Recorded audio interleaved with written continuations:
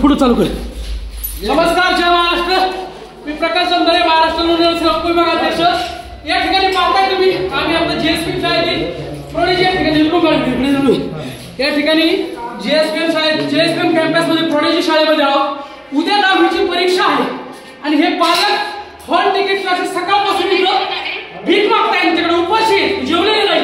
शाळा ह्यांच्याकडे कुणाची 4थीची भीक मागताय, कुणाची 8वीची मागताय, कुणाची 2017ची मागताय, कुणाची 2018ची मागताय। हा काय प्रकार चाललाय मंत्र्यांच्या शाळेमध्ये? ही वैभवी भगिनी 10,000 रुपये काल भरले, तिला सांगितलं तुला हॉल तिकीट देतो। त्यांना काल दिवसभर उभा केलं, परंतु त्याला हॉल तिकीट मिळाले। त्या ताईचं कधी 2017चे पैसे सांगतायत, हे शिल्लक राहिले, ते शिल्लक राहिले, अजून दिलं नाही। अशा प्रकारे इतका जर त्रास झाला, काय चाललंय, काय चाललंय सांगा ताईवरती।